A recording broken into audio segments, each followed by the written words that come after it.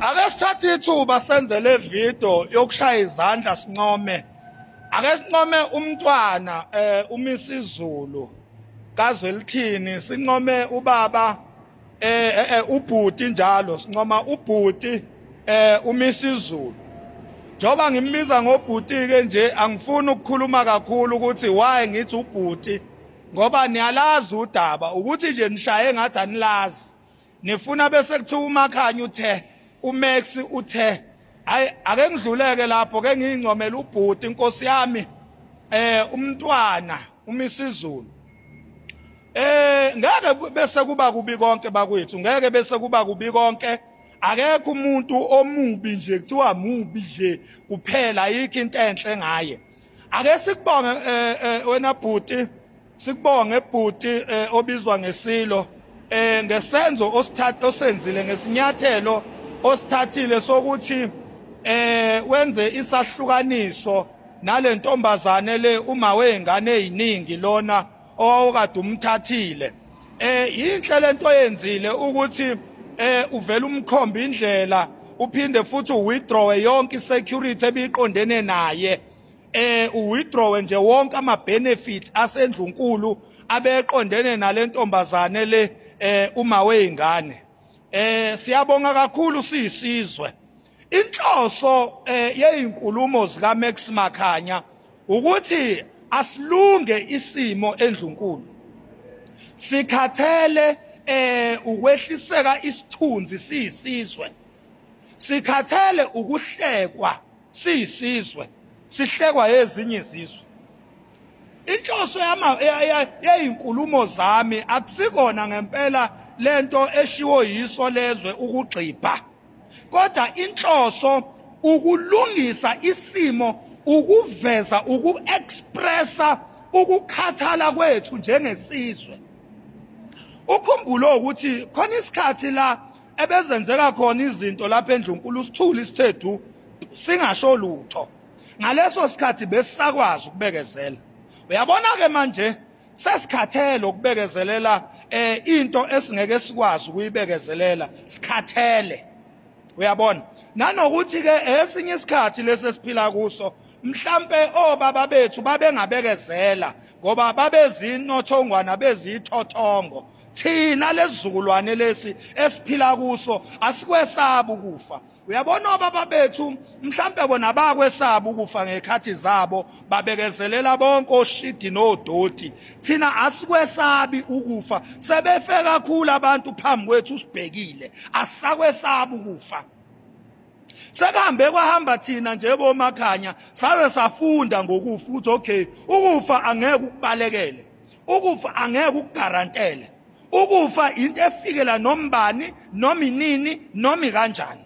Ingakho mina angithuswa abantu mabethi Max uzofa, Max uzodutshulwa, ngoba baningi abantu abafe, abanye ngihamba nabo, abanye ngiphuza nabo, abanye ngisebenza nabo, abanye ke nje befa nje njengomakhelwane nezihlobo zami kanye nabantu ke nje ebengibazi engibabukela kude. Abantu bafa every hour, abantu bayafa as I speak. Kunomuntu ofayo njoba ngikhuluma nje, so angikwesabi bakithi ukufa. Njoba ngikhuluma nje ngiprepare indlela yami ekufeni ukuthi angithi ngifa konke okula esifubeni sami kube kuphumile kusele ngakunina, bese kuba yinina ke engidecideayo ukuthi nikuthatha kanjani. Nikuthatha ngokuthi ngiyathuka noma nikuthatha ngokuthi iqiniso. Njoba vele nihlukene phakathi nje la kuma comment manginibuka abaningi bathi iqiniso, bese kuthi idlanzana iqeqebane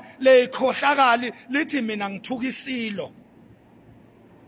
Ngiyabonga ke silo sabantu ukuthi uyilungisile le ndaba yalomfazi lo owafika nehlazo lapha endlunkulu, esengena esehudula izingane ezongena nazo lapho endlunkulu. Siyabonga ukuthi lapho ubenzile ubulungiswa. Inhloso yezinkulumo zami ukuthi azilungi izinto, aziqonde izinto. Misizulu ziqoqe ndoda, leso sihlalo ohleli kuso siyashisa, esesizwe leso sihlalo. akusona esakho. Ungahlali noma kanjani kuloso sihlalo, ungadavuzwa wenze noma yini kuloso sihlalo. Esethu njengesizwe loso sihlalo leso, akuyona indawo yokudlala leyo. Akuyona indawo yokuthi uzohamba uyogcwala emathaveni laphana uyophuza nefebe bese uyabuya uzodakelwa kuleso sihlalo. Leso sihlalo sihloniphekile, siyigugu lethu njengesizwe leso sihlalo leso. Inhloso yezinkulumo zami ukuthi asihlonishwe isihlalo. Asihlonishwe sihlonipheke isihlalo. Ohleze esihlalweni akasihloniphi isihlalo. Ya. Ileyo nje inhloso yami ukuthi mangingahlali nombani noma kanjani noma inini kuloso sihlalo esethu njengesizwe leso sihlalo leso. Asihlonishwe, asihlonipheke. Asingabi nezikandali leso sihlalo leso. Izikandali zesihlalo mazingabonakali ezweni sihlekwa izizwe.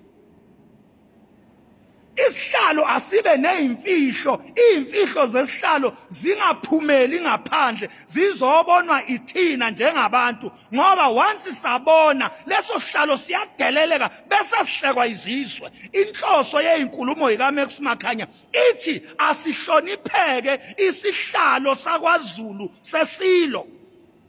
Ile inhloso yezinkulumo zami. Inhloso yezinkulumo zami mina akukona ukuthuka inhlamba. Inhloso yezinkulumo zami akukona ukugxibha nokujivaza. Inhloso yezinkulumo zami akukona ukuhliphisa kodwa ukuqondisa. Ukuqondisa inhloso yezinkulumo zami ukuqondisa. Izongena ke enye intsha ibuzwe ukuthi uqondisa nje ubani wena. Lalela wentsha, ngiqondisa lokho okusemehlweni nami, lokho okungene ezindlebeni zami, ngiqondisa kona ke. Uma bekungangidingi mina, kuzelene ezindlebeni zami pho. Kuzeleni phambi kwamehlo wami uma bekungangidingi mina. Uma uzongena lana usutha amasi angesonto elidlule la ngonyaka wango-2001 usangana lana uthi uzolungisa nje eNdlunkulu. Wena ungenaphi uyangisanganela. Indaba zaseNdlunkulu zaphumela iSouth Africa yonke. Uma kwangamele sizikhulume ngabe azizanga kithi. Ukungcola kwalomuntu ngabe akuzanga kithi. Uma kwangafuneke sikhulume kwalethwa kithi kukithi manje. Manje siyalungisa ke singoMakhanya sithi ayiziqonde izinto esihlalweni esihloniphekile sikaZulu azilungi izinto. Nohlelo esihlalweni akasihloniphi isihlalo. Akasihloniphi isihlalo nohlelo kuso. Ngoba hayi usehleli phela usehleli gada indaba yakho usehleli akasihloniphi ngani isihlalo akasihloniphi akusona esakhe usifice sikhona leso sihlalo leso sihlalo usithole sikhona akakwazi ke ukuzosidiliza asidiphize asinyele isihlalo asithole sikhona siclean besingazazi izimfihlo namahlazo namanyala nezikandali zaleso sihlalo besingakwazi thina. Why now? Indaba manje. Why now? So siyabonga ke ukuthi uyazama. Sibonga namakhosi nje. Sibonga namakhosi aseduze kwakho. Mfoka Mdlokombane sibonga namakhosi akuphahlile. Siyawubona umsebenzi wawo. Siwashayela izandla sibonga nezinduna zamabutho. Sibonga abadidiyeli. Abahlangana behlukana bezama ukuthi akube khona okulungayo lapho kuleso sihlalo. Siyabonga. Sithi nenza umsebenzi omkhulu. Sibonga laba abaku-advisayo ukuthi eGrist manje baku-advise kahle ukuthi susa lo. Ngoba lo uyena owangena namahlazo amakhulu lapho eNdlunkulu. Lo uma wengane uyena nje wafika nesichitho lapha eNdlunkulu. Wafika nje nesinenkeneke sesichitho lo uma wengane owahamba wayomlobola ngeinkomo yikaZulu. Wathatha inkomo yikaZulu wayolobola ngazo uma wengane. Ihlazo lelo walenzayo siyabonga ukuthi njengamanje uyalungisa ulungisile. Sikushayela izandla. Sikushayela izandla misizulu lapho. Sikushayela izandla bhuti umisizulu. Ya sithi ubhuti ngoba ukashada. Nawe uyazaza ukashadi. Ingakho ke sithi ubhuti.